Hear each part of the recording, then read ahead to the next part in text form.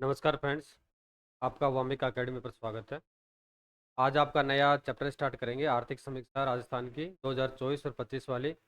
में आपका chapter first start करेंगे, यानी जो आपके इस आर्थिक समीक्षा 2024 और 25 में फ्रेंड्स आपके टोटल 10 चैप्टर है, यानी टोटल आपके इसमें 10 चैप्टर है।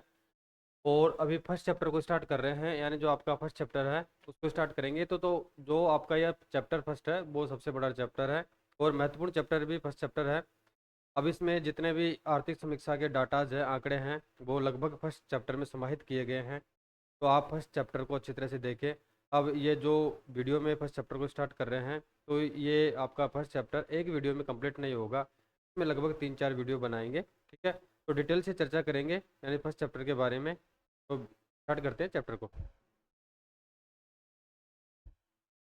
देखो, आपका आर्थिक समीक्षा 2024 और 25 वाला जो फर्स्ट चैप्टर है उसका नाम है बदलता राजस्थान, आर्थिक वृद्धि और सार्वजनिक वित्त के बारे में आपका यह चैप्टर है, यानी बदलता राजस्थान, जिसमें आर्थिक वृद्धि और सार्वजनिक वित्त इसमें बताया गया है।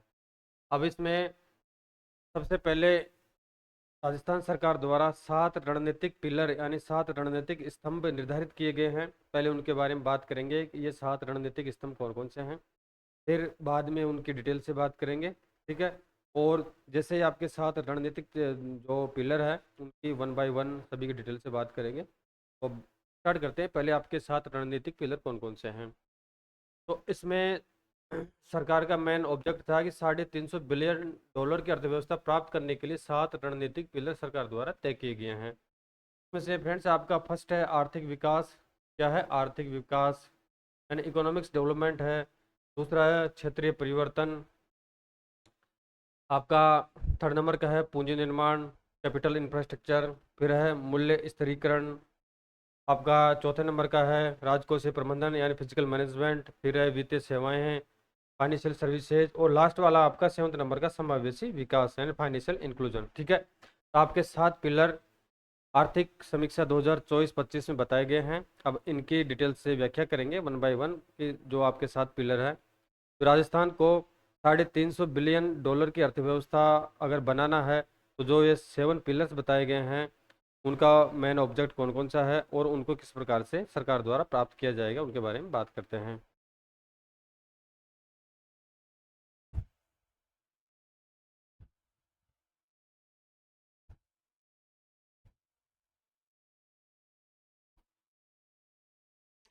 अब देखते हैं नेक्स्ट।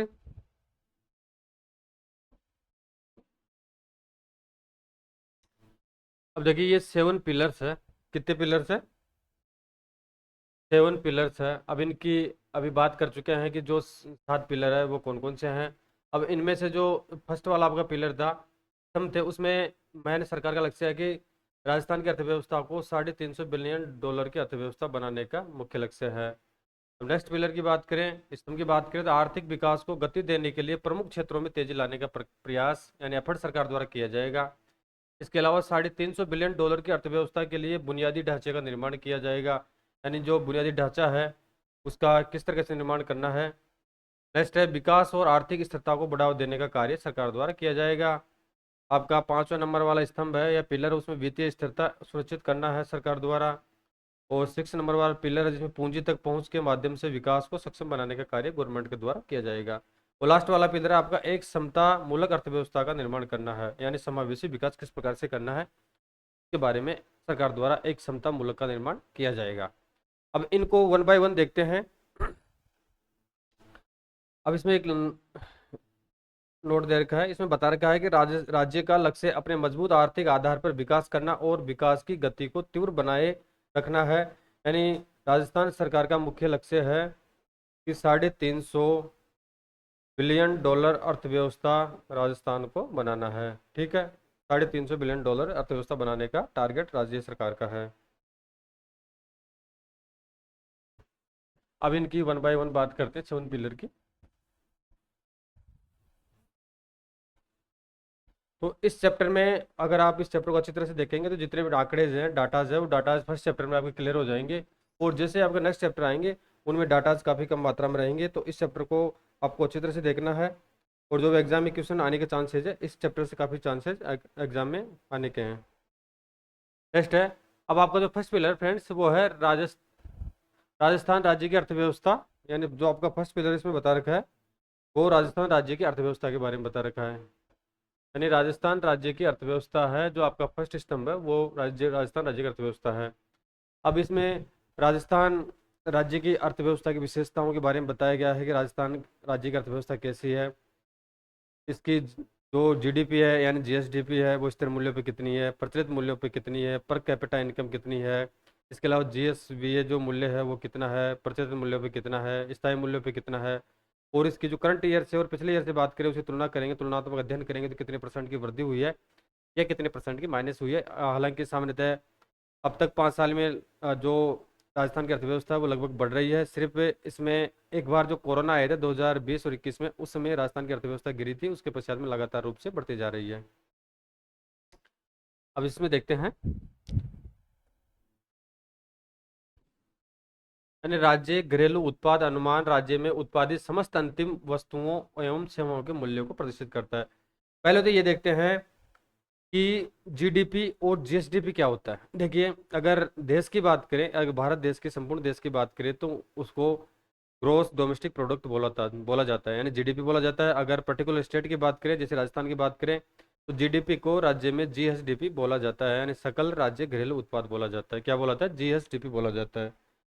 ठीक है। अगर देश की बात करेंगे, जीडीपी तो संपूर्ण यानी भारत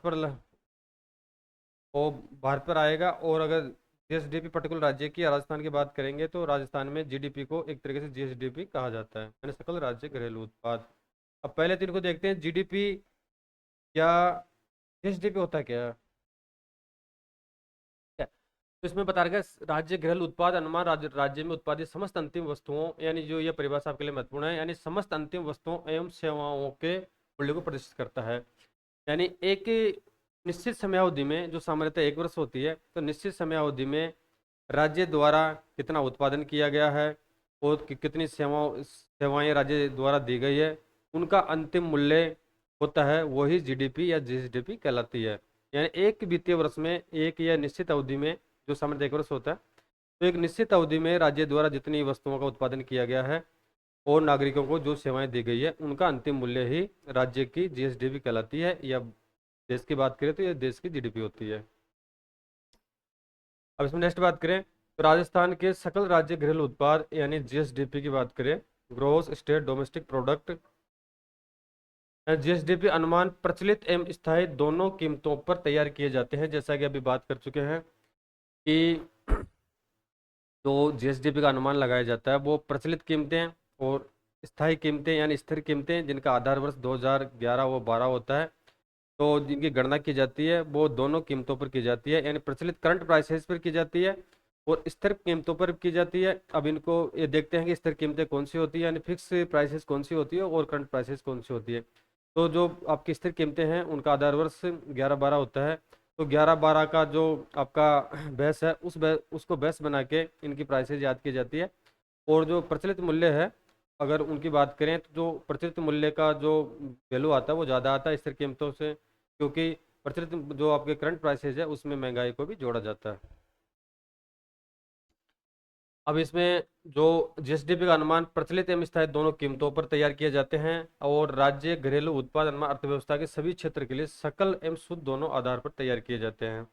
यानी जो आपकी जीएसडीपी है या जीडीपी है वो सकल रूप से भी याद की जाती है, यानी ग्रोस रूप से भी की जाती है, और उसके पश्चात में नेट यानी शुद्ध रूप में भी याद की जाती है। ठीक है।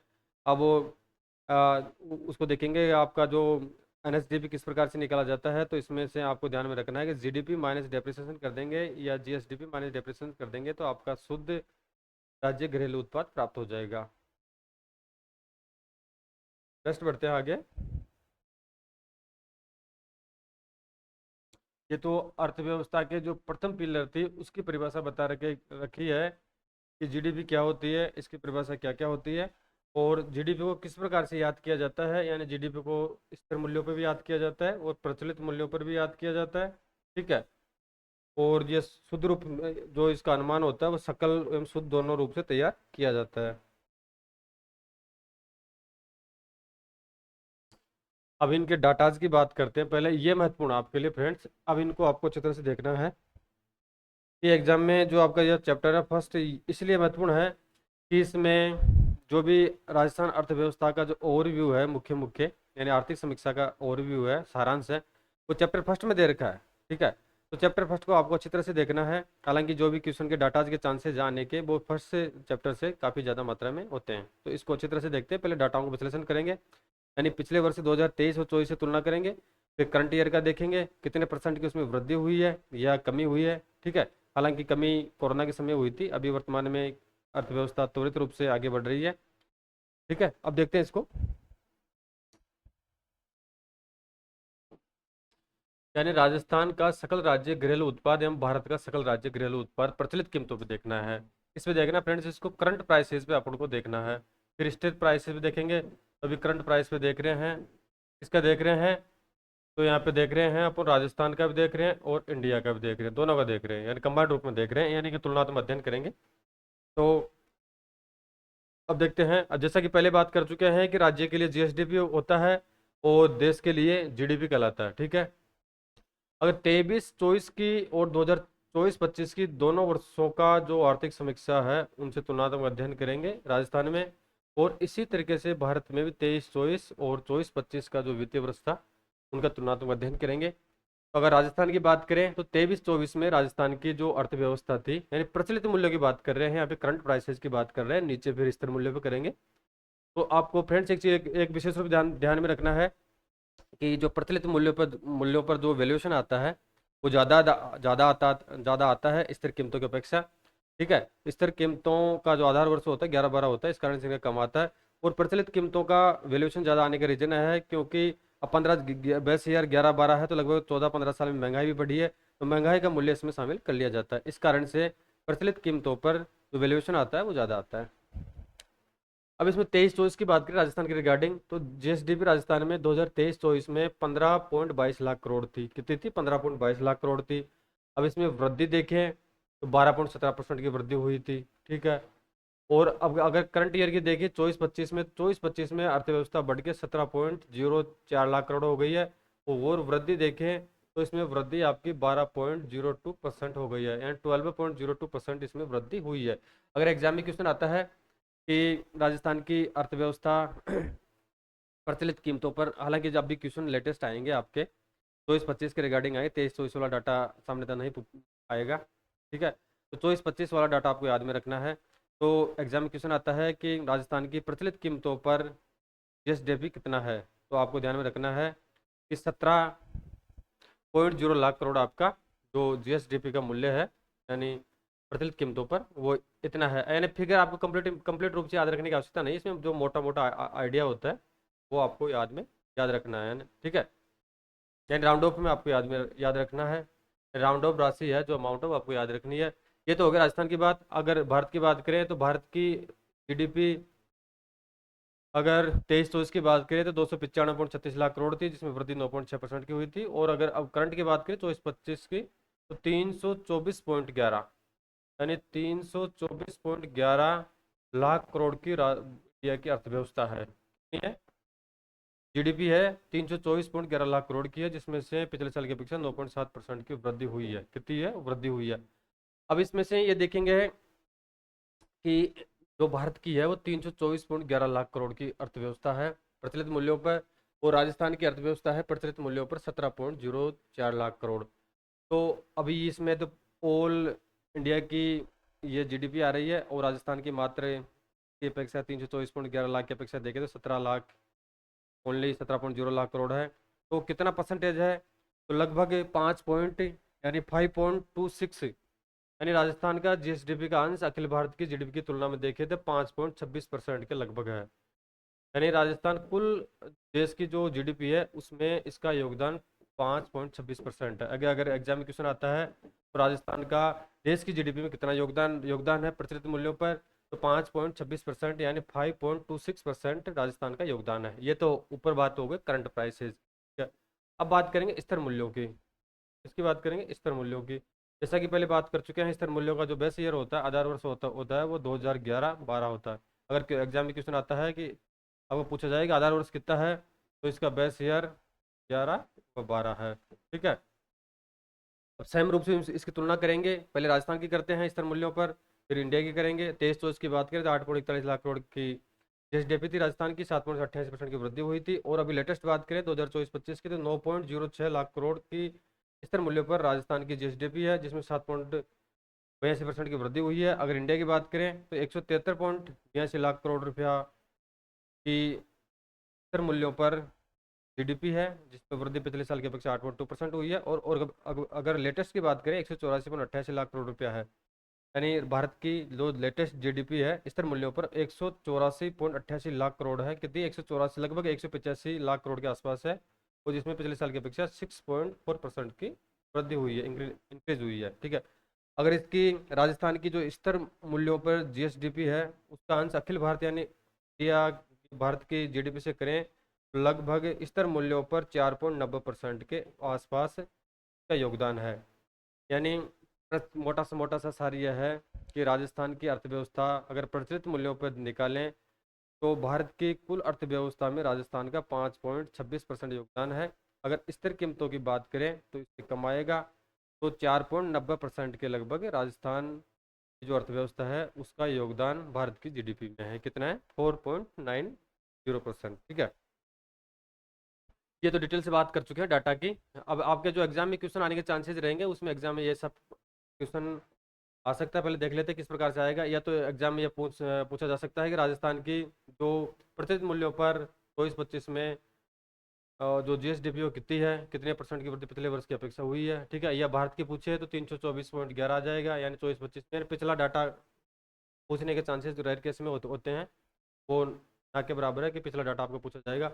और इसमें कुल भारत की जीडीपी का अंश माने राजस्थान का योगदान माने तो इसमें ओनली 5.26% है या 5.26% है। इसी तरीके से अगर जीएसडीपी का स्तर मूल्यों पर मूल्यांकन कर रहे हैं, एग्जाम में 24-25 के बारे में पूछे तो राजस्थान की कुल जीएसडीपी 9.06 लाख है, इसमें 7.82% की वृद्धि हुई है। और इंडिया की बात करें तो 184.88 लाख, लगभग 185 लाख करोड़ रुपया है, जिसमें 6.4% की वृद्धि हुई है। और स्तर मूल्यों पर जो भारत की जीडीपी है उसमें राजस्थान का योगदान मात्र 4.90% है। कितना? 4.90%। ठीक है। समझ में आ चुका होगा आप सभी को। अब नेक्स्ट आगे बढ़ते हैं। शुद्ध राज्य घरेलू उत्पाद यानी एनएसडीपी। अब इसको देखते हैं एनएसडीपी क्या होता है, ये किस प्रकार से निकाला जाता है। पहले इसको डिलीट कर लेते हैं।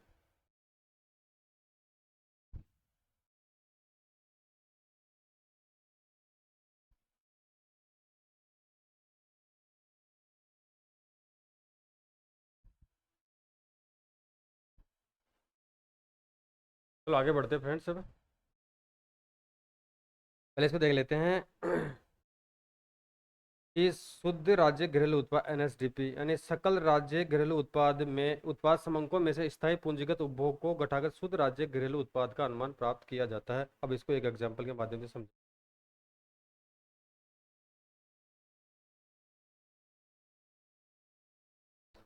देखो, यानी आपकी जो एनएसडीपी की बात कर रहे हैं, एक तो होता है जीडीपी, एक होता होता है आपका एनएसडीपी यानी जीएसडीपी। अगर राज्य के संदर्भ में बात करें तो जीएसडीपी, और फिर होता है आपका एक जीएसवीए, और एक होता है आपका एनएसडीपी। तो एनएसडीपी किस प्रकार से निकाला जाएगा, यानी जो राज्य की आर्थिक अर्थव्यवस्था है, यानी जो आर्थिक स्थिति है, वास्तविक आर्थिक स्थिति प्राप्त करना हो तो एनएसडीपी याद किया जाता है। उसमें जो भी डेप्रिसिएशन होते हैं उनको उसको माइनस कर दिया जाता है। तो एनएसडीपी निकालने का सूत्र होता है जीएसडीपी माइनस डेप्रिसिएशन। जैसे मान के चलो आपने 10 लाख रुपए की कोई मशीनरी खरीदी। ठीक है। अब जब जब आपने मशीनरी खरीदी थी, जब जब आपने उसका वैल्यूएशन लाख का किया था, अगले वर्ष में अगर उस पर 10% या 15% डेप्रिसिएशन लगता है, मान के चलो 15% लगता है, 15,000 लगता है, सॉरी 1.5 लाख लगता है, तो आपकी जो मशीनरी है अगले वर्ष 8.5 लाख रुपए की रह जाएगी। तो उसको अगर वास्तविक एनएसडीपी याद करना है, वास्तविक स्थिति याद करनी है, तो डेप्रिसिएशन को माइनस कर देंगे। तो मशीनरी जो आपकी पिछले वर्ष 10 लाख की थी वो नेक्स्ट ईयर यानी आने वाले वर्ष में आपकी 8.5 लाख रुपए की रह जाएगी। इसी को एनएसडीपी कहा जाता है। अब पहले इनके डाटाज की बात कर लेते हैं। जैसा कि मैंने आपसे बात की थी कि जो आपका चैप्टर फर्स्ट है वो डाटा पर ज़्यादा आधारित है। तो ये डाटाज है, ज़्यादा हार्ड नहीं है। आपको डाटा जो इंपॉर्टेंट मुख्य मुख्य डाटा वो याद करने हैं, सभी डाटाज को आपको याद करने की आवश्यकता भी नहीं है यहाँ पे।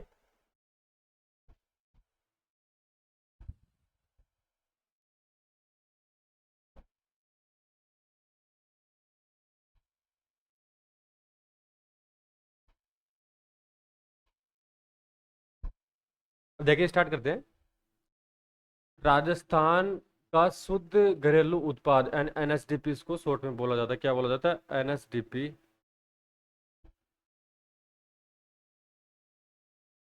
ठीक है, नेट स्टेट डोमेस्टिक प्रोडक्ट। ठीक है। अब इसमें 23 और 24 तथा 24-25 की तुलनात्मक अध्ययन करेंगे। अगर प्रचलित कीमतों पे बात करें तो 13.62 लाख करोड़ था। कितना था? 13.62 लाख करोड़ था पिछले वर्ष का था 23-24 का। अगर करंट की बात करें तो 15.25 लाख करोड़ रुपया है। कितना है? 15.25। ये फिगर आपको याद में रखना है। 15.25 लाख करोड़ रुपया वर्तमान में जो प्रचलित कीमतों की बात करें तो एनएसडीपी राजस्थान की इतनी है। ठीक है। अब वृद्धि दर की बात करें तो 23-24 में इसकी 12.28% वृद्धि हुई थी, और लेटेस्ट वृद्धि हुई है वो 12.23% की है। कुछ पॉइंटों में थोड़ी कम हुई है पिछले साल की अपेक्षा। और स्थिर कीमतों की बात करें, ऊपर तो प्रचलित की कर चुके हैं करंट की। अगर स्थिर कीमतों की बात करेंगे तो स्थिर कीमतों पे पिछले वर्ष 7.37 लाख करोड़ की एनएसडीपी थी, और वर्तमान में 7.96 लाख, कितना? 7.96 लाख करोड़ की एनएसडीपी है। और जो पिछले वर्ष की जो वृद्धि हुई थी वो 8.05% थी, और अभी लेटेस्ट वृद्धि है 8.03% की वृद्धि हुई है। ठीक है। अब ये डाटा आप देख रहे हैं। आपको सामान्यतः एग्जाम में जो डाटा याद रखने हैं वो करंट ईयर्स के रिगार्डिंग आप याद रखिए, पिछले वर्ष की आवश्यकता नहीं है। उसमें पिछले वर्ष में ज़्यादा से ज़्यादा आप जो इन वृद्धि हुई है उस वृद्धि को ध्यान में रख सकते हैं। अब नेक्स्ट बात करेंगे पर कैपिटा इनकम की, यानी पर कैपिटा इनकम। ठीक है, पहले तो ये बात कर लेते हैं पर कैपिटा इनकम होती क्या है और इसको किस प्रकार से निकाला जाता है। देखिए फ्रेंड्स, पर कैपिटा इनकम जो जैसे मान के चलो राजस्थान की निकालना है, तो जो इसका फॉर्मूला की बात करें तो फॉर्मूला की बात करें तो शुद्ध आपकी जो यानी नेट यानी शुद्ध आपकी जो जीडीपी है यानी एनएसडीपी है, उसमें से जो राजस्थान की मध्य जनसंख्या है यानी मिड पॉपुलेशन ऑफ राजस्थान या स्टेट का भाग दे देंगे। तो मान के चले कि राजस्थान की जो शुद्ध शुद्ध घरेलू आय है वो वर्तमान में कितनी है? 7.96 लाख करोड़ है अगर स्थिर कीमतों की बात करें। और अगर प्रचलित कीमतों की बात करें तो 15.25 लाख है। अगर प्रचलित कीमतों पर कैपिटा इनकम निकालनी है, ठीक है, तो उसमें से 15.25 लाख में जो राजस्थान की वर्तमान में जो भी जनसंख्या है यानी 2011 की जनगणना के अकॉर्डिंग 6.85 करोड़, तो उससे इसको डिवाइडेड कर देंगे तो आपकी पर कैपिटा इनकम प्राप्त हो जाएगी। और इसी तरीके से अगर ये तो प्रचलित की बात हो गई, इसी तरीके से अगर स्थिर कीमतों पर कैपिटा इनकम निकालनी है तो 7.99 भाग जो आपकी जो पॉपुलेशन है राजस्थान की वो से डिवाइडेड कर देंगे तो आपकी स्थिर कीमतों पर कैपिटा इनकम प्राप्त हो जाएगी। ठीक है। अब इसमें ये बात करेंगे कि 2023-24 में स्थिर कीमतों पर कितनी आपकी प्रति व्यक्ति आई थी राजस्थान में, और प्रचलित कीमतों पर 23-24 में कितनी थी, और करंट जो आपका 24-25 वाला ईयर है उसमें प्रचलित तथा स्थिर कीमतों पर कितनी पर कैपिटा इनकम है। और भारत से तुलनात्मक अध्ययन करेंगे कि भारत की पर कैपिटा इनकम कितनी है। ठीक है। अब देखते हैं।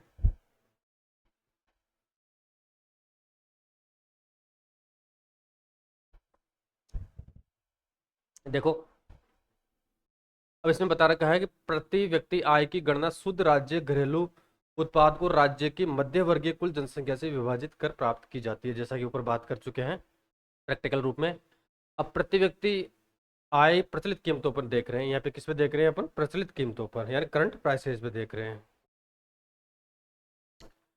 अब 23-24 की बात करें, जैसा कि मैंने अभी आपको बताया है कि 23-24 वाला जो डाटा आपको कम ही याद रखना है, 24-25 वाला डाटा तो आपको निश्चित रूप से याद रखना है। एग्जाम में क्वेश्चन आएगा 24-25 वाले डाटा के बारे में पूछा जाएगा। हालांकि ये तो रेयर हो सकता है, मे भी पॉसिबल है कि 23-24 वाला डाटा भी पूछ ले, लेकिन संभावना कम है क्योंकि सभी डाटा याद रखना काफ़ी डिफिकल्ट होता है। तो 24-25 वाला डाटा तो आपको अच्छी तरह से याद में रखना है, और 23-24 वाला डाटा अगर आपकी कैपेसिटी है तो आप रख सकते हैं। अब इसमें प्रति व्यक्ति आय पर कैपिटल की बात करें, राजस्थान की बात करेंगे तो 23-24 में प्रचलित कीमत 1,66,447 थी, और 24-25 में प्रचलित कीमतों की वर्तमान की बात करें तो 1,85,053 रुपया है। कितना है? 1,85,053 रुपया है, यानी 1,85,053 रुपया आपकी पर कैपिटा इनकम है प्रचलित कीमतों पर। अब इसमें वृद्धि की बात करें, वृद्धि दर की पिछले वर्ष की अपेक्षा 23-24 में 11.08% की वृद्धि हुई है, जबकि 24-25 में 11.04% की वृद्धि हुई है। अगर अखिल भारत पर ऑल इंडिया लेवल से इसकी तुलना करें तो भारत की 23-24 में प्रचलित कीमतों पर कैपिटा इनकम थी 1,24,205 थी, जबकि 2024 और यदि 23-24 में है, जबकि 2024-25 की बात करें तो लगभग 16,000 करोड़ रुपए की वृद्धि इसमें हुई है, यानी 2,162 करोड़ रुपया प्रचलित कीमतों पर भारत का है। अब इसमें वृद्धि दर की बात करें तो 23-24 में 8.7% की वृद्धि हुई है, और 24-25 में भी सेम परसेंट यानी 8.7% और 8.7% की वृद्धि हुई है। ठीक है, ये तो प्रचलित कीमतों के बारे में बात कर चुके हैं। अब बात करेंगे प्रति व्यक्ति आय की स्थिर कीमतों पर। जैसा कि प्रचलित कीमतों पर जो मान आता है वो ज़्यादा आता है अदर देन स्थिर कीमतों के, क्योंकि प्रचलित कीमतों पर महंगाई को भी शामिल किया जाता है। ठीक है, क्योंकि महंगाई बढ़ जाती है तो महंगाई उसमें स्वाभाविक शामिल हो जाएगी। अब प्रति व्यक्ति आय स्थिर कीमतों पर 11-12 कीमतों पर देखे रहे हैं तो 23-24 की राजस्थान की बात करें 90,414 थी, और जो 24-25 में 96,638 करोड़ की तरह है, 96,638 करोड़ पर कैपिटा इनकम है। ठीक है, यानी आपको मोटा मोटा याद में रखना है कि 99,000 रुपया लगभग प्रत्येक राजस्थान के व्यक्ति की आई है। और वृद्धि दर की बात करें इसकी पिछले वर्ष की 6.89% की हुई है, और इसमें 6.88% की वृद्धि हुई है। अगर अखिल भारत लेवल पे देखें तो 1,06,744 की प्रति व्यक्ति आई थी, सॉरी 1,06,744 प्रति व्यक्ति आई थी, ये तो थी 23-24 में। अगर स्थिर कीमतों पर 24-25 में देखें तो 1,12,358 प्रति व्यक्ति आई है। कितनी है? 1,12,358 प्रति व्यक्ति आई है, यानी भारत में अखिल भारतीय स्तर पर। और राजस्थान की देखें तो 96,438 है, लगभग 16,000 के आसपास ज़्यादा है। और इधर देखें प्रचलित कीमतों पर, तो प्रचलित कीमतों पर 24-25 में 1,85,000 है, जबकि भारत की 2,162 रुपया है। ठीक है, तो लगभग इसमें भी 15,000 रुपये का अंतर दिखाई दे रहा है। अब इसमें नेक्स्ट बात करेंगे जिलेवार सकल जिला घरेलू उत्पाद के बारे में बात करेंगे कि जो आपका पिछली समीक्षा थी आर्थिक समीक्षा 23-24 में, उसमें जिलेवार डाटा नहीं दिए गए थे। अब की बार जिलेवार भी डाटा दिए गए हैं कि मैं जो टॉप 5 जिले हैं, टॉप 5 जिलों में सबसे ज़्यादा पर कैपिटा इनकम किस जिले की है और सबसे ज़्यादा इंडस्ट्री की वृद्धि है वो किस जिले की है, उसके बारे में बात करेंगे।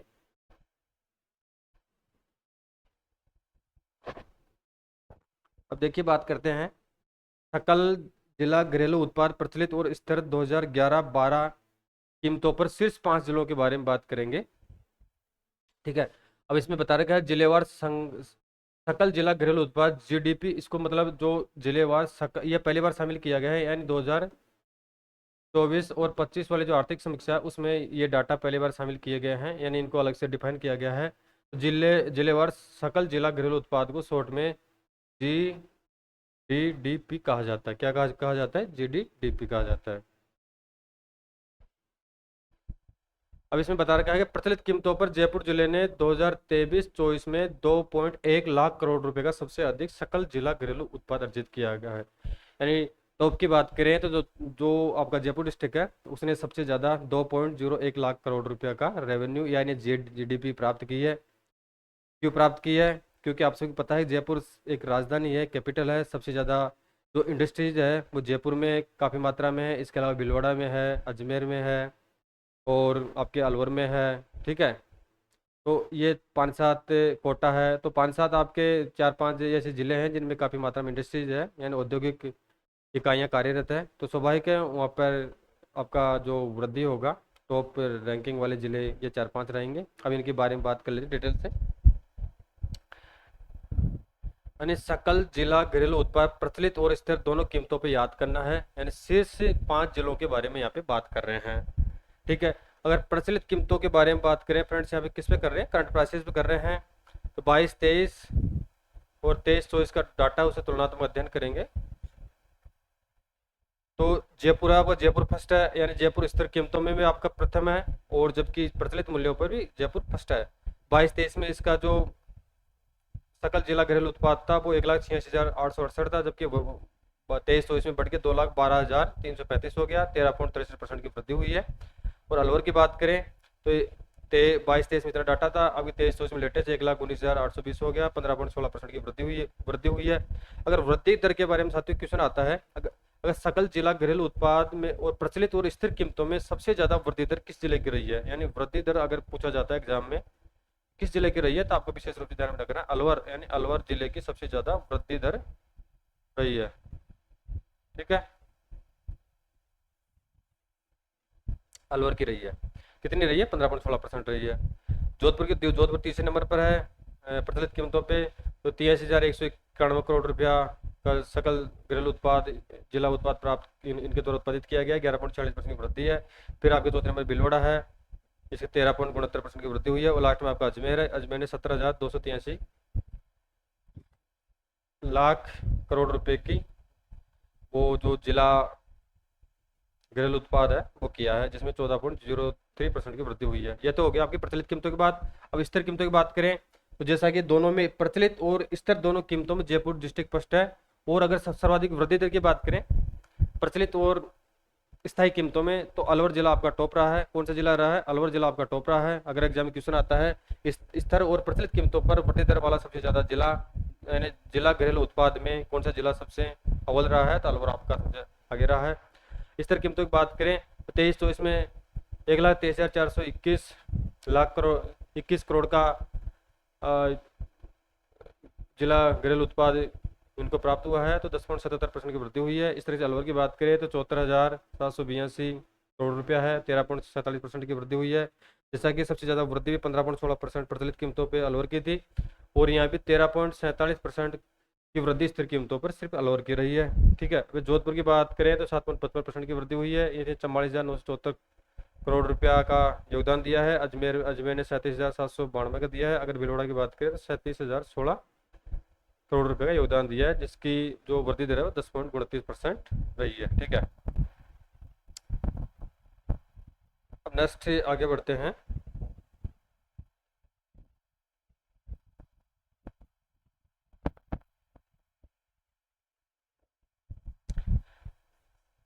अब इसमें देर का है कि जिलेवार प्रति व्यक्ति आय प्रति व्यक्ति शुद्ध जिला घरेलू उत्पाद। ठीक है, यानी फ्रेंड्स इसमें क्या है कि जिलेवार प्रति व्यक्ति आय याद करनी है, यानी शुद्ध प्रति व्यक्ति आय याद करनी है कि किस जिले में सबसे ज्यादा प्रति व्यक्ति आय राजस्थान में है। ठीक है, 5 टॉप जिलों के बारे में बात करेंगे। अब इनकी प्रचलित कीमतों के बारे में चर्चा करेंगे और स्थिर कीमतों दोनों के बारे में चर्चा करेंगे। ठीक है, अगर प्रचलित कीमतों की बात करें तो अपने 22-23 डाटा से आप तो ज़्यादा मैं इस पर अभी ध्यान नहीं दे रहा हूँ, 23-24 वाले पे विशेष रूप से फोकस करेंगे। तो सबसे ज़्यादा जो अगर प्रचलित कीमतों की बात करें तो अलवर जिला था, अलवर टॉप पे था प्रचलित कीमतों पे। ठीक है, कितना था? तो यहाँ पे प्रति व्यक्ति आई थी 2,40,808 रुपया था अलवर में। ठीक है, और फिर सेकंड नंबर आपका भीलवाड़ा था, भीलवाड़ा की 2,37,000 थोड़ी कम थी, 12.47% की वृद्धि हुई है। फिर जयपुर आपका तीसरे नंबर पर, जिसने 2,36,666 रुपये प्रति व्यक्ति, जो भी व्यक्ति जयपुर में निवास करते हैं उन प्रत्येक व्यक्ति की 2,36,466 की वार्षिक आय है, 12.61% की वृद्धि हुई है। फिर अजमेर की बात करें तो अजमेर ने 2,05,336 रुपया की, सॉरी 2,05,326 रुपया प्रति व्यक्ति आई है। और इस तरह से जैसलमेर है 1,00,000, इसमें 2,01,054 रुपया की इसमें प्रति व्यक्ति आई है। अभी जैसलमेर के बारे में बात करेंगे, जैसलमेर जिला आई में टॉप क्यों है? देखिए, आप सभी को पता है कि जैसलमेर सबसे काफ़ी बड़ा जिला है जो रेगिस्तान में स्थित है। वहाँ का क्षेत्रफल तो काफ़ी बड़ा है, लेकिन वहाँ जैसलमेर में इंडस्ट्री भी है, हालांकि इंडस्ट्री नाम मात्र की है, लेकिन जो जनसंख्या की अगर डिवाइडेड करें पर कैपिटा इनकम से, तो वहाँ पे एक्चुअली में क्या है कि जनसंख्या बहुत कम है, इस कारण से वहाँ पे प्रति व्यक्ति आय ज़्यादा आती है। अब स्थिर कीमतों की बात करें तो स्थिर कीमतों में अलवर भी यहाँ पे टॉप पे है, स्थिर कीमतों में टॉप पे है, और जबकि प्रचलित कीमतों पे टॉप पे है। तो स्थिर कीमतों पे 1,47,849 रुपया की प्रति व्यक्ति आई है, जिसमें 12.32% की वृद्धि हुई है। जयपुर में 1,34,000 है, जयपुर यहाँ सेकंड नंबर पे है, वहाँ पे थर्ड नंबर पे था, ठीक है। 9.77 की वृद्धि हुई है। फिर आपका राजसमंद है, फिर भीलवाड़ा है, फिर जैसलमेर है, ठीक है। जैसलमेर यहाँ पे लास्ट में है और वहाँ भी लास्ट में था, ठीक है। अब नेक्स्ट नेक्स्ट आगे बढ़ते हैं। इनको डिलीट कर लेते हैं पहले। समझ में तो आ रहा है ना साथियों आपको? अगर किसी को कुछ क्यूरीज है तो कमेंट करके बताना। देखिए थोड़ा मैं स्पीड से नहीं चला रहा हूँ क्लास को, क्योंकि जो डाटाज है वो डाटाज इंपॉर्टेंट है। एग्जाम में डाटाज का जो चलन है वो काफ़ी मात्रा में आते हैं क्वेश्चन। अब प्रत्येक डाटा को याद रखना तो काफ़ी कठिन होता है, लेकिन जो इसका राउंड ऑफ वैल्यू रहती है उसको आप थोड़ा अच्छी तरह से देखिए। जो लेटेस्ट 2024 और 25 वाला सर्वे है उसको तो आपको अच्छी तरह से ध्यान में रखना है।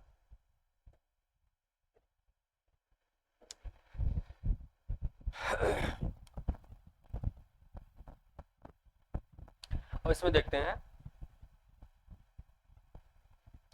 क्षेत्रीय परिवर्तन आर्थिक विकास को गति देने के लिए प्रमुख क्षेत्रों में तेजी लाने का प्रयास करना। अब यानी आपका जो 7 पिलर थे फ्रेंड्स, उसमें से फर्स्ट पिलर की तो बात कर चुके हैं। यानी जो आपका फर्स्ट पिलर था उसके बारे में डिटेल से बात कर चुके हैं। उसमें आपकी जीडीपी के बारे में बात कर चुके हैं, जीएसडीपी के बारे में बात कर चुके हैं, जिसमें राजस्थान तथा भारत का तुलनात्मक अध्ययन कर चुके हैं। प्रचलित कीमतों पर, स्थिर कीमतों पर कैपिटा इनकम के बारे में बात कर चुके हैं।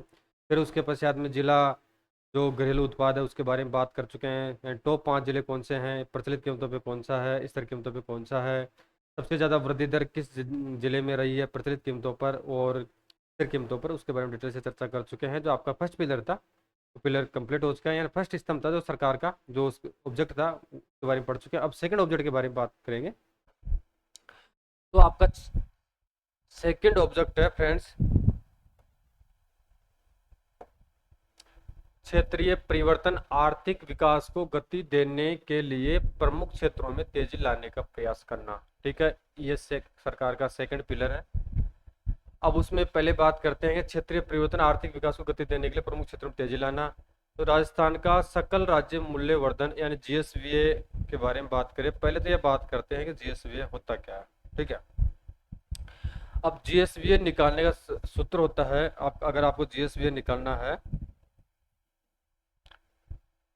इसका फुल फॉर्म होता है ग्रॉस स्टेट वैल्यूएशन एडिशन, ठीक है, वैल्यू एडिशन। अब जीएसवीए से निकालेंगे तो जीएसवीए निकालना है तो जीएसडीपी क्या, GSDP minus tax plus subsidy, यानी जीएसडीपी निकालने का सूत्र होता है जीएसडीपी माइनस जो सरकार द्वारा टैक्स लगाए जाते हैं, ठीक है, उसको माइनस कर देंगे और जो गवर्नमेंट के द्वारा जितनी सब्सिडी दी जाती है उसको ऐड कर देंगे। जैसे मान के चलो आपने कोई कार 10 लाख में परचेज की, अब उस 10 लाख रुपए में आपने परचेज की, अब उसमें से सरकार ने वो उसकी एक्चुअल प्राइस थी कॉस्ट ऑफ प्रोडक्शन वो 8 लाख की थी, उसमें से 2 लाख रुपया सॉरी 1.5 लाख रुपया सरकार ने टैक्स 2 लाख रुपया सरकार ने टैक्स लगा दिया। तो इस तरीके से वो आपका जो कार का वैल्यू था वो टैक्स सहित 10 लाख रुपया आया। अब अगर इसमें से गवर्नमेंट आपको 50,000 रुपये की सब्सिडी देती है तो कार का जो वैल्यूशन है वो 9.5 लाख रुपया आ जाएगा।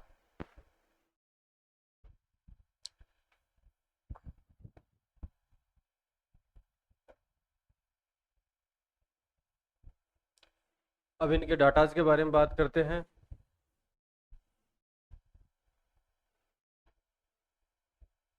देखो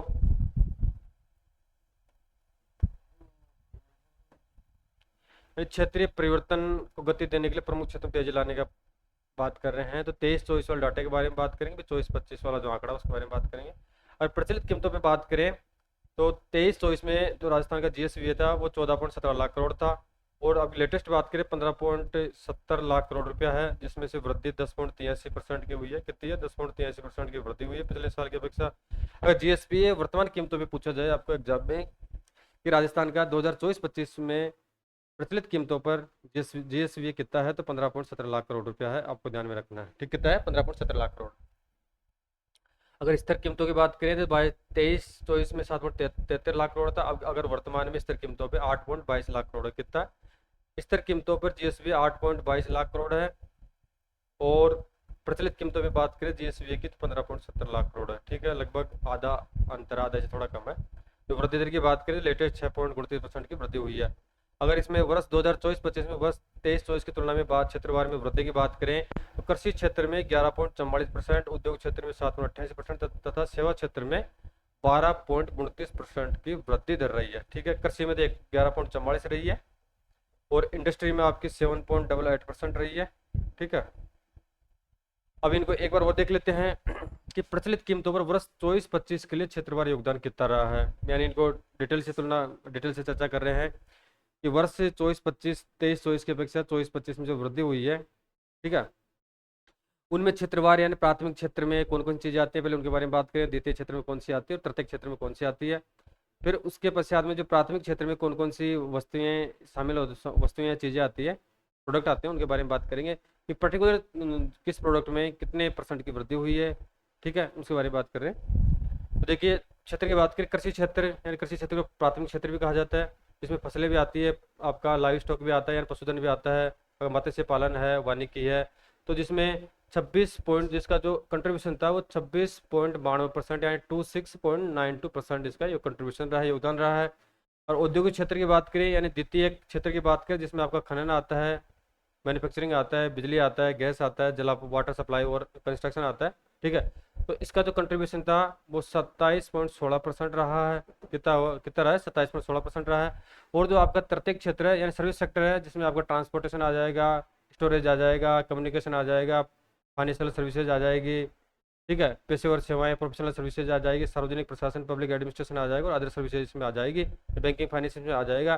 तो इसका योगदान सबसे ज़्यादा तृतीय क्षेत्र आपका सेवा क्षेत्र है, उसका सबसे ज़्यादा योगदान रहता है, यानी 45.92% का योगदान जो क्षेत्रवार योगदान रहा है वर्ष 2024-25 में। सबसे ज़्यादा योगदान सेवा क्षेत्र का रहा है या तृतीय क्षेत्र का रहा है, फिर उसके पश्चात में योगदान इंडस्ट्री का रहा है या द्वितीय क्षेत्र का रहा है, और सबसे कम योगदान कृषि क्षेत्र यानी प्राथमिक क्षेत्र का योगदान सबसे कम रहा है। ठीक है, अब इनमें ठीक है, यानी GSVA 15.17 लाख प्रचलित कीमतों के बारे में बात कर रहे हैं। ठीक है, तो इनमें पर्टिकुलर बात कर लेते हैं कि सेवा क्षेत्र में, अब यहाँ पे तो सेवा क्षेत्र में तो टोटल 45.92% का योगदान रहा है, औद्योगिक क्षेत्र का 27.16% का रहा है, इसी तरीके से कृषि क्षेत्र का 26.92% का योगदान रहा है। लेकिन कृषि क्षेत्र में जैसे फसलें हैं, पशुधन है, मत्स्य पालन है, वानिकी है, इनको पर्टिकुलर रूप से देखते हैं इनमें कितना योगदान रहा है, इस तरीके से इंडस्ट्री को देखेंगे। तो कृषि क्षेत्र में कुल 26.92% का योगदान रहा है, जिसमें फसलें आपकी 12.43 है, पशुधन 12.59 है, ठीक है, वानिकी आपकी 1.77 है, और इंडस्ट्री फिर बात करते हैं आपके तटीय क्षेत्र की, जिसमें तटीय क्षेत्र का योगदान 45.97% रहा है, जिसमें आपका व्यापार, मरम्मत, होटल और जलपान घर 12.78 का योगदान है, स्थावर संपदा, आवास, असेट्स, व्यावसायिक सेवाएं 10.61 है, अन्य सेवाएं 9.47 है, वित्तीय सेवाएं 5.03 है, परिवहन 4.37 है, लोक प्रशासन 3.26 है, विनिर्माण आपका 11.58 है, उद्योग द्वितीय क्षेत्र की बात करें, इंडस्ट्री करें तो उद्योग आपका 27.16 है, निर्माण 9.47 है, आपका जो माइनिंग है वो 3.30 है, विद्युत इलेक्ट्रिसिटी आपकी जो इलेक्ट्रिसिटी है उसका योगदान आपका द्वितीय क्षेत्र में 2.21% है। हालांकि ये तो इसको एक डिटेल के रूप में पढ़ रहे हैं, एग्जाम में इस प्रकार के क्वेश्चन आने के कोई चांसेस नहीं रहते हैं कि इतने डीपली किसी को याद भी नहीं रहता है, और एग्जामिनर इस प्रकार के क्वेश्चन पूछने की परंपरा भी नहीं रहती है, ये क्वेश्चन इसमें आने के कोई चांसेस नहीं है। फिर भी आप आपकी नॉलेज के लिए इसको पढ़ सकते हैं। आपको मोटा मोटा ये ध्यान रखना है कि प्राथमिक क्षेत्र में कितना योगदान रहा है 24-25 में, द्वितीय क्षेत्र में कितना रहा है, और तृतीय क्षेत्र यानी सेवा सर्विस सेक्टर में कितना योगदान रहा है। तो प्राथमिक क्षेत्र में आपका योगदान कृषि क्षेत्र का 26.92% रहा है, इसी तरीके से द्वितीय के इंडस्ट्री क्षेत्र में आपका 27.16 रहा है, और लास्ट जो आपका सर्विस सेक्टर है या तृतीय क्षेत्र है जिसमें 45.97% का योगदान रहा है। ठीक है,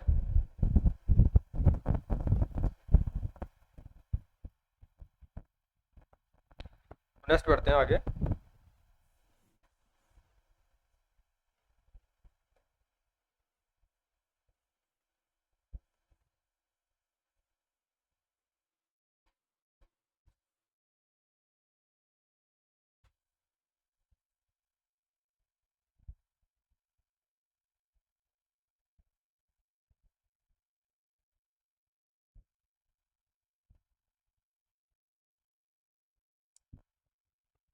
अब आपका जो नेक्स्ट पिलर है दो पिलर के बारे में बात कर चुके हैं, ठीक है।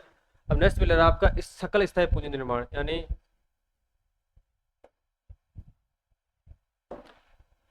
पूंजी निर्माण के बारे में बात करेंगे, कैपिटल फॉर्मेशन के बारे में बात करेंगे। तीसरे नंबर का पिलर है कैपिटल फॉर्मेशन।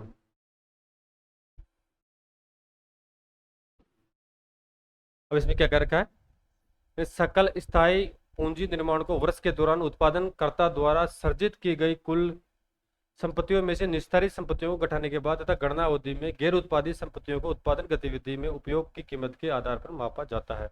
अब इसमें मुख्य मुख्य रूप से ये देख लेते हैं। अब इसकी परिभाषा में आप उलझेंगे तो थोड़ा आपको टिपिकल लगेगा। एक के बेसिक नॉलेज के बारे में मैं बेसिक रूप में बताता हूँ। जैसे मान के चलो आपके पास कोई भी असेट्स है यानी स्थायी संपत्ति है, आपने 20 लाख में परचेज की, ठीक है। अब जो वर्तमान करंट में उसकी वैल्यूएशन है, बुक वैल्यू वो 20 लाख है।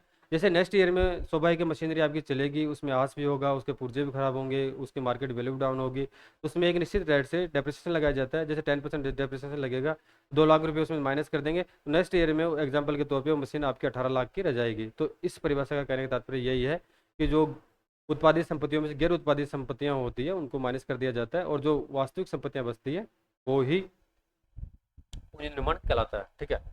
अब प्रचलित कीमतों पर वर्ष 23-24 के अंत में कुल संपत्तियां थी जो 4,48,061 करोड़ थी। कितनी थी?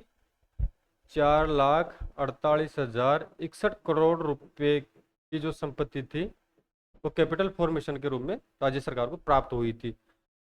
अब इसमें जो सकल राज्य घरेलू उत्पाद का यानी जो 15,21,510 करोड़ है का 29.45% है। कितना है? 20, ये परसेंटेज आपको ध्यान में रखना फ्रेंड्स, 29.545% यानी 29.45% यानी 29.45% जो संपत्तियां हैं, यानी 4,48,061 करोड़ की जो प्रचलित कीमतों में संपत्तियां हैं, सकल स्थायी पूंजी निर्माण के बारे में बात करें, यानी ग्रोस फिक्स्ड कैपिटल फॉर्मेशन के बारे में बात करें, तो उसका योगदान रहा है, यानी सकल राज्य घरेलू उत्पाद का जो प्रचलित कीमतों पर वैल्यू था उसका 29.45% है। अगर एग्जाम क्वेश्चन आता है तो आपको 29.45% टिक करना है, ठीक है।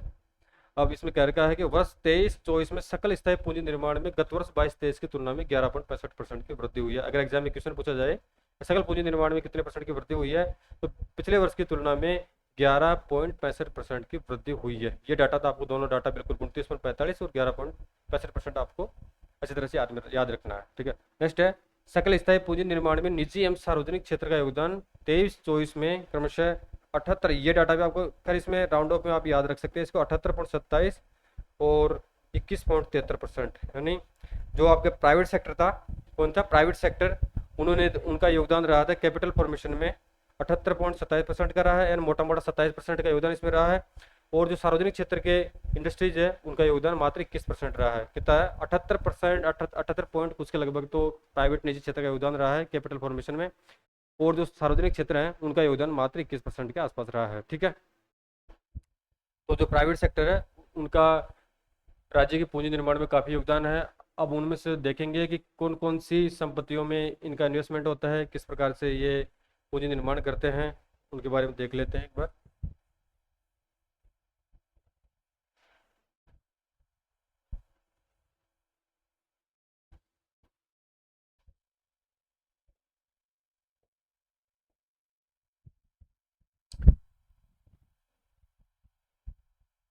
देखो, सकल स्थायी पूंजी निर्माण प्रावधानिक बता रखा है या प्रोविजनल है। तो निजी क्षेत्र की बात करें तो 22-23 वाला डाटा में 325,893 है और करोड़ है, और 75,399 सार्वजनिक है। अब लेटेस्ट की बात करेंगे, आपको 23-24 की बात करनी है, तो निजी क्षेत्र का योगदान सिर्फ और सिर्फ कितना है, सॉरी सार्वजनिक क्षेत्र का योगदान 97,352 करोड़ है। कितना है? 97,352 करोड़ है, जो लगभग 21% के लगभग आता है।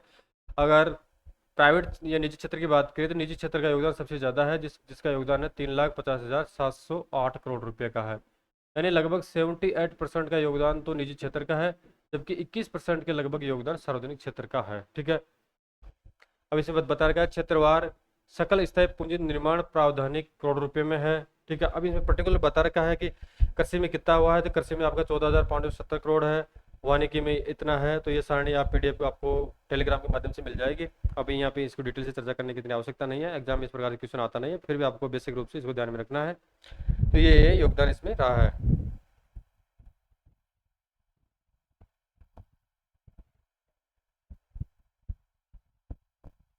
और जो आवासीय भवन है, लोक प्रशासन है, उनमें सबसे ज्यादा 84,711 करोड़ का रहा है। लोक प्रशासन में 54,863 करोड़ का योगदान रहा है। अब विनिर्माण के बारे में बात करें, एक रजिस्टर्ड होता है और एक रजिस्टर्ड होता है। ठीक है, विनिर्माण में पंजीकृत में 32,883 करोड़ रुपए का कैपिटल फॉर्मेशन हुआ है, यानी पंजीकृत और रेरा के माध्यम से किया जाता है। और इसके अलावा जो कंस्ट्रक्शन है पंजीकृत, उनमें 20,075 करोड़ रुपए का योगदान रहा है। नेक्स्ट बढ़ते हैं।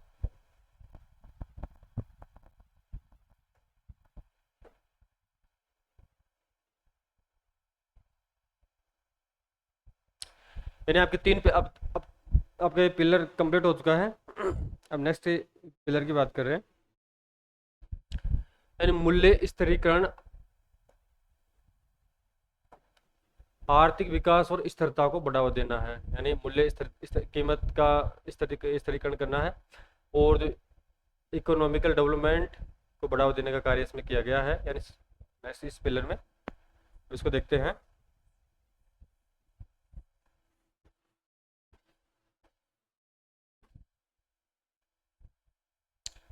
यानी मूल्य सांख्यिकी के बारे में बात करेंगे कि यानी किसी निश्चित समय अवधि के दौरान किसी क्षेत्र में वस्तुओं और सेवाओं को मूल्य स्तर में होने वाले सापेक्ष परिवर्तन मूल्य सूचकांक के द्वारा मापा जाता है। जैसे मान के चलो, अब इसमें सूचकांकों के बारे में बात करेंगे, औद्योगिक श्रमिक सूचकांक क्या होता है, इसके अलावा उपभोक्ता मूल्य सूचकांक क्या होता है, थोक मूल्य सूचकांक क्या होता है, कितने प्रकार के सूचकांक होते हैं, इनको कौन संस्था जारी जारी करती है, पहले कौन करती है, कौन करती थी, अभी वर्तमान में इसमें कौन कौन से चेंजिंग हुए हैं।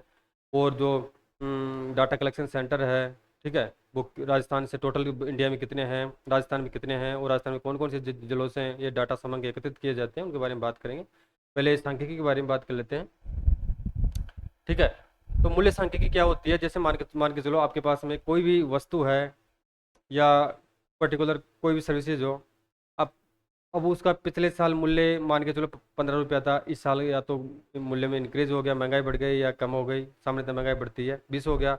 अब ऐसे हजारों वस्तुएं होती है, तो आप हजारों वस्तुओं का मूल्य किस प्रकार से याद करेंगे, आप सभी को अब जो डाटा को, इस डाटा का एनालिसिस करने के लिए, विश्लेषण करने हेतु एक सूचकांक तैयार किया जाता है। ठीक है, अब वो सूचकांक उपभोक्ता मूल्य सूचकांक और थोक मूल्य सूचकांक होते हैं। फिर उपभोक्ता मूल्य सूचकांक को 4 पार्ट में डिवाइडेड कर रखा है। ये सूचकांक वास्तविक डाटा याद करने हेतु याद किया जाता है। ठीक है, यानी पिछले वर्ष के डाटा से जो करंट वाला डाटा उससे तुलना की जा सके, उसके लिए सूचकांक तैयार किए जाते हैं। यानी सापेक्ष परिवर्तन मूल्य सूचकांक के द्वारा मापा जाता है। अब उपभोक्ता मूल्य सूचकांक, थोक मूल्य सूचकांक, दो महत्वपूर्ण संकेतक है जो क्रमशः खुदरा एवं थोक स्तर के मूल्यों को मापते हैं। यानी फ्रेंड्स, जो सूचकांक होते हैं, इंडेक्स होते हैं, दो प्रकार के होते हैं, एक तो WPI और CPI। ठीक है, एक तो थोक मूल्य सूचकांक होलसेल प्राइस इंडेक्स, एक होता है CPI यानी कंज्यूमर प्राइस इंडेक्स। अब इनको दो मूल्य के रूप में मापते हैं, एक तो थोक मूल्य के रूप में मापते हैं, किसमें मापते हैं, होलसेल प्राइस के रूप में मापते हैं, और आपका जो दूसरा है वो खुदरा रूप में मापते हैं। अब राजस्थान में मूल्य सांख्यिकी के बारे में बात कर रहे हैं, तो वस्तुओं के थोक एवं खुदरा भावों का सन 1957 से राज्य के चयनित केंद्रों से नियमित कलेक्शन का कार्य किया जा रहा है। तो देखिए क्या होता है, राजस्थान में जो मूल्य सांख्यिकी है, यानी जो डाटाओं का विश्लेषण करना है कि अभी अभी CPI के बारे में बात करेंगे कि महंगाई भत्ता क्या होता है और इसका कैलकुलेशन किस प्रकार से CPI में किया जाता है, उसके बारे में बात करेंगे। तो राजस्थान सरकार द्वारा आर्थिक एवं सांख्यिकी जो निदेशालय है जयपुर में, उसकी स्थापना 1953 में की गई थी। और जो 1953 में इसकी स्थापना के पश्चात में जो राजस्थान सरकार द्वारा प्रतिमाह यानी प्रतिमाह डाटा जारी किए जाते हैं, उनका कलेक्शन किया जाता है। ठीक है, सूचकांक जारी किए जाते हैं। तो 1957 से राज्य सरकार प्रतिवर्ष यानी प्रतिमाह ये डाटा जारी कर रही है। तो 1957 से कार्य लगातार रूप से कर रही है। अब इसमें देखते हैं इसमें टोटल कितने गुड्स है, प्राइमरी गुड्स कौन सी है, सेकेंडरी कौन सी है, और तृतीय गुड्स कौन सी है, उनका वेटेज कितना है, उनके बारे में बात करेंगे। तो खुदरा भावों का सन 1957 से 1957 से राज्य के चयनित केंद्रों से नियमित कलेक्शन का कार्य किया जा रहा है। थोक मूल्य के आधार पर राज्य के मासिक थोक मूल्य सूचकांक तैयार किए जाते हैं। क्या है? यानी थोक मूल्य के आधार पर राज्य के जो मासिक सूचकांक तैयार किए जाते हैं, यानी जो डाटा जारी किया जाता है वो राज्य सरकार द्वारा यानी आर्थिक एवं सांख्यिकी निदेशालय द्वारा प्रत्येक माह जारी किया जाता है, यानी मासिक आधार पर जारी किया जाता है। ठीक है, ये आपको विशेष ध्यान रखना है कि जो डाटा जारी किए जाते हैं वो मासिक आधार पर जारी किए जाते हैं। कब किए जाते हैं? मासिक आधार पर जारी किए जाते हैं। नेक्स्ट है, औद्योगिक श्रमिकों के लिए उपभोक्ता मूल्य सूचकांक श्रम ब्यूरो शिमला द्वारा जारी किए जा रहे हैं। अब इसको देखते हैं, अभी देखेंगे इसको, अभी इसमें स्टार लगा हुआ है। यानी जो औद्योगिक श्रमिक के सूचकांक होते हैं, उपभोक्ता मूल्य सूचकांक श्रम ब्यूरो शिमला द्वारा पहले जारी किए जाते थे। अब इसमें चेंजिंग हो गया है, आपको ध्यान में रखना है कि औद्योगिक श्रमिकों हेतु जो सूचकांक पहले शिमला, जो हिमाचल प्रदेश में स्थित है, शिमला कार्यालय द्वारा जारी किए जाते हैं, अब उनको चेंज करके चंडीगढ़ कर दिया गया है। क्या कर दिया गया फ्रेंड्स? चंडीगढ़। आपको ध्यान में रखना है, अब चंडीगढ़ जो कार्यालय है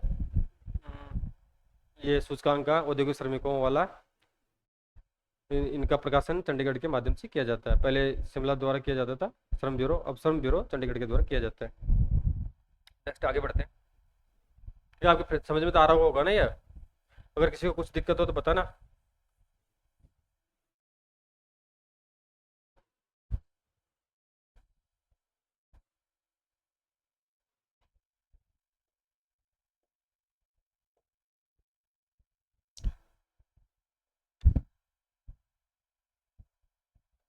देखो, अब फर्स्ट बात करते हैं, राजस्थान का थोक मूल्य सूचकांक आधार वर्ष है 1999 है। यानी राजस्थान का जो थोक मूल्य सूचकांक है, होलसेल प्राइस इंडेक्स है, थोक मूल्य सूचकांक को होलसेल प्राइस इंडेक्स भी कहा जाता है। और इसका जो बेस ईयर है, आधार वर्ष है 1999-2000 है। ये एग्जाम में अगर क्वेश्चन पूछा जाए कि थोक मूल्य सूचकांक राजस्थान का बेस ईयर क्या है, आधार वर्ष क्या है, तो इसका आधार वर्ष 1999-2000 है। ठीक है, आपको विशेष रूप से ध्यान में रखना है, यानी इसका आधार वर्ष अभी चेंजिंग नहीं हुआ है, यानी 1999-2000 जो आपका WPI है, यानी होलसेल प्राइस इंडेक्स का जो बेस ईयर है। ठीक है, बेस ईयर इसका 1999-2000 है। अब इसकी परिभाषा देख लेते हैं। थोक मूल्य सूचकांक एक ऐसा सामान्य सूचकांक है जो सभी प्रकार के व्यापार एवं लेन देनों में वस्तुओं के मूल्यों को परिवर्तन करने को व्यक्त करता है। ठीक है, अब इसमें एक चीज और देख लेते हैं, मैं बताना भूल गया था। जो सूचकांक होते हैं फ्रेंड्स, आपके दो प्रकार के होते हैं, एक तो होता है आपका WPI, एक होता है CPI, यानी वो थोक मूल्य सूचकांक, और एक होता है उपभोक्ता मूल्य सूचकांक। तो थोक मूल्य सूचकांक होता है, उसका कैलकुलेशन, उसमें कैलकुलेशन सिर्फ वस्तुओं का किया जाता है। किसमें क्या किया जाता है? ये थोक मूल्य सूचकांक में सिर्फ और सिर्फ वस्तुओं का ही कैलकुलेशन या डाटा तैयार किया जाता है। जबकि जो आपका CPI होता है, उपभोक्ता मूल्य सूचकांक, उसमें वस्तुओं प्लस सेवाओं का भी डाटा तैयार किया जाता है, यानी उनका भी सूचकांक तैयार किया जाता है। ठीक है, CPI में वस्तुएं प्लस सेवाएं आती है, जबकि WPI में ओनली वस्तुएं आती है। अब इसमें है, राजस्थान सरकार द्वारा थोक मूल्य सूचकांक मासिक आधार पर जारी किया जाता है। जैसा कि पहले बात कर चुके हैं कि सांख्यिकी जो निदेशालय है, आर्थिक एवं सांख्यिकी निदेशालय, उसके द्वारा जो डाटा तैयार किया जाता है वह थोक मूल्य सूचकांक प्रतिमाह जारी किया जाता है, यानी मासिक जारी किया जाता है, प्रतिमाह जारी किया जाता है। 1957 से लगातार जारी कर रहे हैं प्रतिमाह। अब इसमें पहले, अब ये इंपॉर्टेंट है आपके लिए कि इसमें 154 वस्तुओं गुड्स को शामिल किया गया। कितने को शामिल किया गया फ्रेंड्स? यानी जो आपका थोक मूल्य सूचकांक है उसमें 154 वस्तुओं को शामिल किया गया। कितने को किया गया? 154 वस्तुओं को शामिल किया गया है। अब इसमें से देखते हैं कि इनमें से प्राथमिक वस्तुएं कौन सी है, यानी प्राइमरी गुड्स के बारे में बात करेंगे। फिर आपका जो आपका निर्मित उत्पाद समूह के बारे में बात करेंगे, और फिर ईंधन शक्ति, यानी ईंधन शक्ति फ्यूल पावर के बारे में बात करेंगे। तो प्राथमिक समूह में आपकी 154 में से 75 वस्तुएं तो प्राथमिक समूह में शामिल है। ठीक है, टोटल आपकी वस्तुएं हैं थोक मूल्य सूचकांक में 154 है, जिसमें प्राथमिक वस्तुएं आपकी 75 है, निर्मित वस्तुओं के बारे में बात करें तो आपकी 69 है।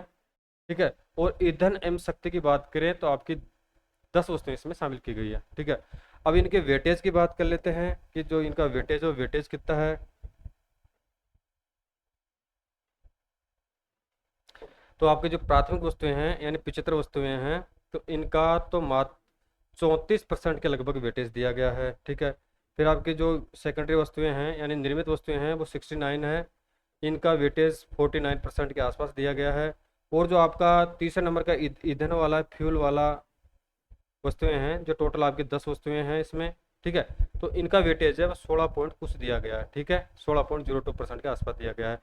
तो अब इसमें देखना है कि प्राथमिक वस्तुओं में ऐसे टोटल 75 वस्तुएं हैं, और निर्मित में 69 है, और ईंधन में 10 वस्तुएं प्रोडक्ट्स हैं। तो अब इसमें देख रहे हैं कि 75 में 34% वेटेज कम क्यों दिया गया है, ठीक है। तो ये मुख्य वस्तुओं की श्रेणी में ना होकर सप्लीमेंट्री वस्तुएं हैं, तो इस कारण से इनको वेटेज कम दिया गया है। और जो आपकी 69 वाली है निर्मित वस्तुएं, उनका वेटेज ज़्यादा दिया गया है क्योंकि इनका इम्पोर्टेंट ज़्यादा है। और जो आपकी 10 नंबर की ईंधन शक्ति वाली है, इनका वेटेज 16% के आसपास दिया गया है। कितना दिया गया? 16% के आसपास दिया गया है।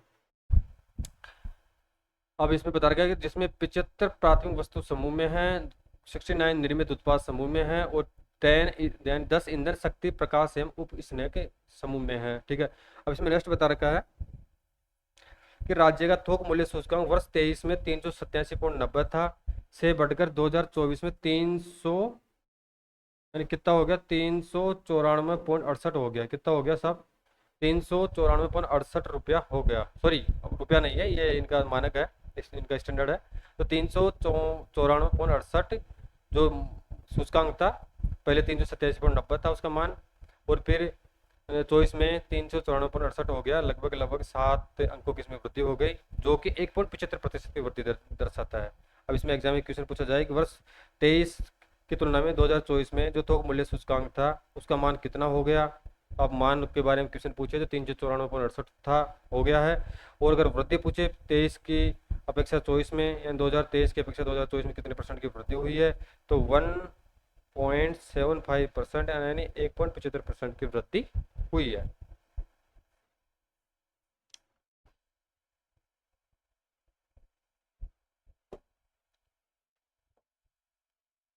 इसको डिलीट करते हैं, फिर नेक्स्ट स्लाइड में चलते हैं। यानी इसमें इस स्लाइड के माध्यम से बात कर चुके हैं कि थोक मूल्य सूचकांक क्या होता है, इसका बेस ईयर क्या होता है। जैसा कि स्लाइड में देख रहे हैं 1999 यानी 1999 और 2000 WPI का बेस ईयर होता है, और ये मासिक आधार पर राजस्थान सरकार द्वारा जारी किया जाता है, जिसमें 154 वस्तुओं को शामिल किया गया है, जिसमें से 75 वस्तुएं आपके प्राथमिक समूह में शामिल है। 69 जो आपका गुड्स है, प्रोडक्ट है, वो विनिर्मित वस्तुओं के उत्पाद के रूप में शामिल है। और जो 10 वस्तुएं हैं वो ईंधन शक्ति के रूप में शामिल है। और जो इनका वेटेज है, 75 वाला का वेटेज 34% के आसपास है, तो गुणोत्तर वस्तुएं हैं उनका वेटेज 49% के आसपास है। और जो आपकी लास्ट वाली 10 से ईंधन शक्ति वाली वस्तुएं हैं उनका वेटेज लगभग 16% के आसपास दिया गया है। और जो राज्य का उपभोक्ता मूल्य सूचकांक था, उसकी वृद्धि दर हुई थी, वो 1.75% की वृद्धि दर्शाई गई है। अब नेक्स्ट बढ़ते हैं, ठीक है। ऊपर तो बात कर चुके हैं फ्रेंड्स उपभोक्ता मूल्य सूचकांक की। अब बात कर रहे हैं, सॉरी, थोक मूल्य सूचकांक की लास्ट स्लाइड में बात कर चुके हैं।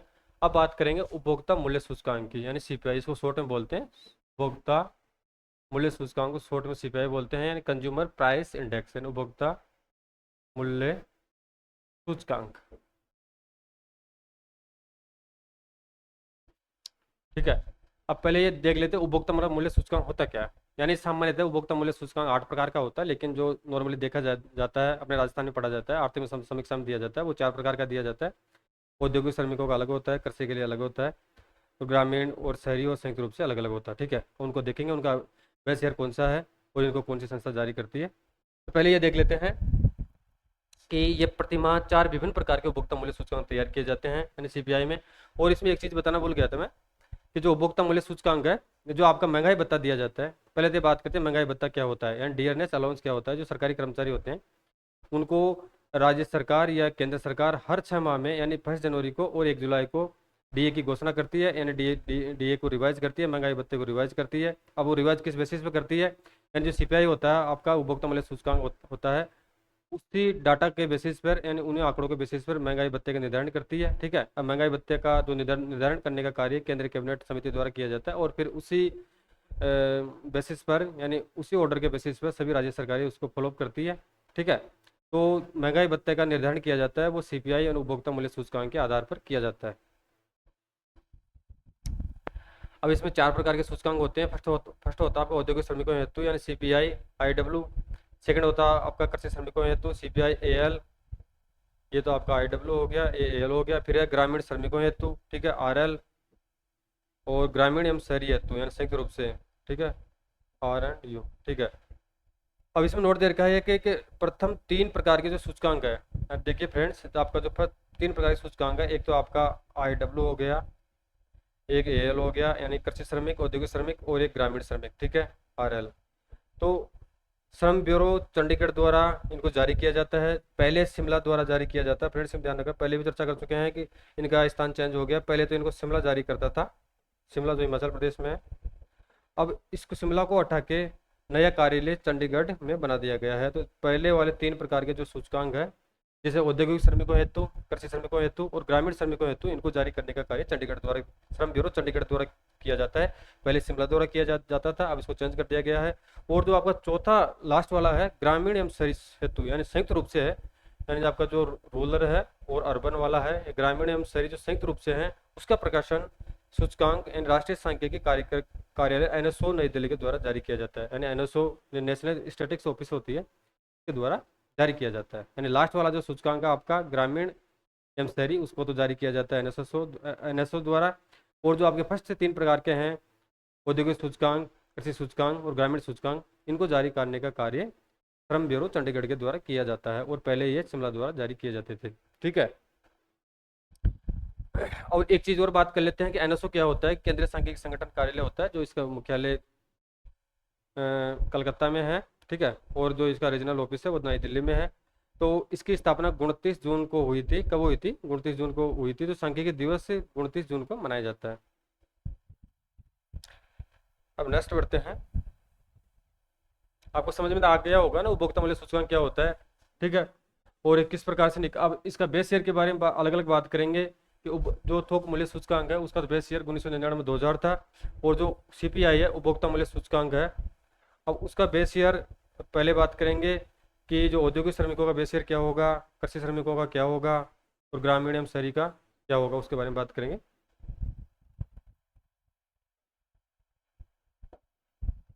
ठीक है। अब इसमें बात कर रहे हैं फर्स्ट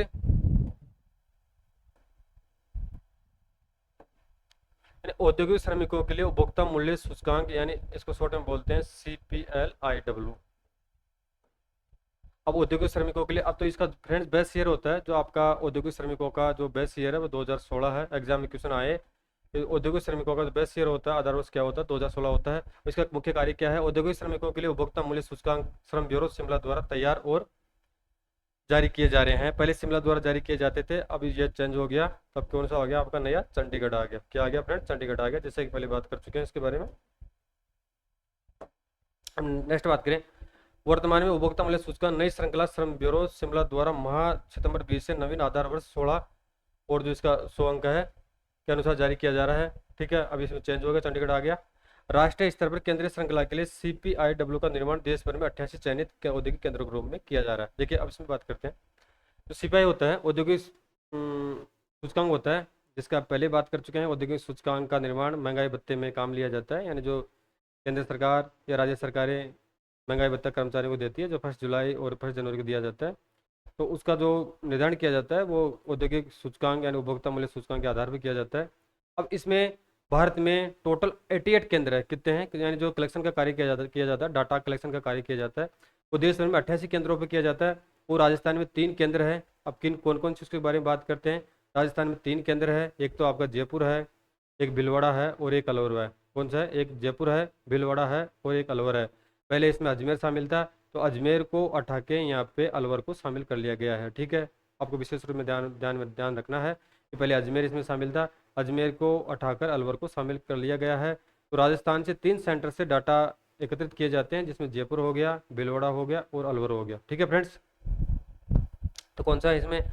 अजमेर को हटाकर अलवर को शामिल किया गया, जैसा कि बात कर चुके हैं। तो राजस्थान में 3 केंद्र है, एक तो अलवर है, भीलवाड़ा है और जयपुर है। ठीक है। और नेक्स्ट आगे बढ़ते हैं।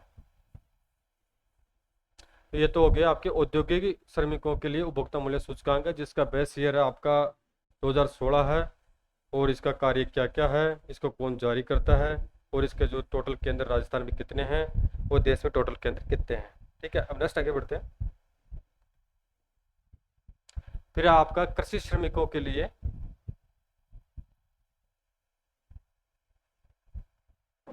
नेक्स्ट है कृषि श्रमिकों के लिए उपभोक्ता मूल्य सूचकांक यानी CPI, consumer price index agriculture labour. ठीक है। अब इसमें ये आपको ध्यान में रखना है कि जो कृषि वाला कृषि सूचकांक है वो सबसे पुराना है, 1986-87 इसका बेस ईयर है। जबकि औद्योगिक श्रमिक है उनका नया सबसे बेस ईयर है 2016 16 इनका बेस ईयर माना गया है। ठीक है, तो इसके बेस ईयर की बात करें तो इसका जो बेस ईयर है वो 1986-7 है। ठीक है, और जिसको जारी कौन करता है, यानी इसको जारी कौन करता है, इशूड कौन करता है इन आंकड़ों को। ठीक है, यानी जो कृषि श्रमिकों के जो आंकड़े होते हैं उपभोक्ता मूल्य सूचकांक उनको जारी करने का कार्य इशूड कौन करता है, जारी कौन करता है, तो इसका कार्य श्रम ब्यूरो चंडीगढ़ द्वारा किया जाता है। किसके द्वारा किया जाता है फ्रेंड्स? श्रम ब्यूरो चंडीगढ़ के द्वारा। पहले शिमला द्वारा किया जाता था, चेंज हो गया, तो ये चंडीगढ़ के द्वारा जारी किए जाते हैं। ठीक है, समझ में आ चुका होगा, इसमें और कोई ज़्यादा है नहीं। तो इसका बेस ईयर एग्जाम में पूछा जा सकता है, बेस ईयर क्या है, इसको जारी कौन करता है। ठीक है, नेक्स्ट बात करते हैं।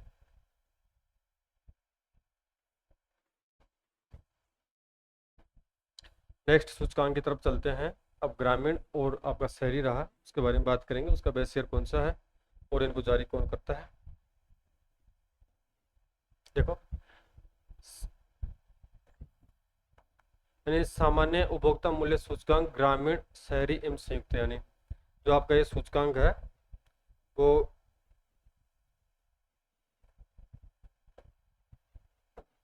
यानी ग्रामीण भी है, शहरी है और संयुक्त है। यानी आपका रूरल भी आ गया, ठीक है, फिर अर्बन भी आ गया, और इसके अलावा आपका रूरल और अर्बन कंबाइंड रूप में भी है। ठीक है, अब इसका जो आधार वर्ष है, बेस ईयर है, यानी ग्रामीण और शहरी और संयुक्त का जो बेस ईयर है वो 2012 है। कौन सा? 2012 है। और इसको जारी कौन करता है, यानी इन आंकड़ों को, यानी जो ग्रामीण, शहरी और संयुक्त रूप से जो आंकड़े होते हैं उपभोक्ता मूल्य सूचकांक के, उनको जारी करने का कार्य राष्ट्रीय सांख्यिकी कार्यालय एनएसओ सांख्यिकी कार्यक्रम कार्यान्वयन मंत्रालय द्वारा नई दिल्ली द्वारा जारी किए जाते हैं। कौन किए, किसे जारी किए जाते हैं? एनएसओ।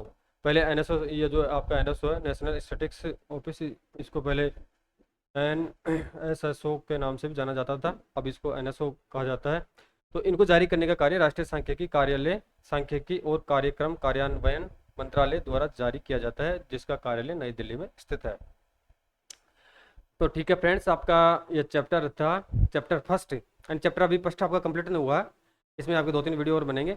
तो जो आपके पिलर्स थे, यानी 3 पिलर्स को कंप्लीट कर चुके हैं। ठीक है, जिसको डेफिनेशन के साथ में पढ़ चुके हैं और साथ में विश्लेषण भी कर चुके हैं, विद एग्जाम्पल कर चुके हैं।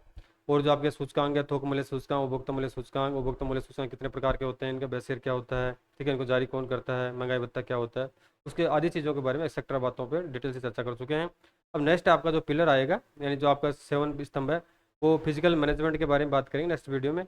अगर किसी साथी को कोई भी क्यूरीज हो, कोई प्रॉब्लम हो, अगर समझ में नहीं आ रहा हो, या कुछ आप सुधारात्मक सजेशन देना चाहते हैं, तो मुझे दें, कमेंट करके मुझे बताएं। Thank you.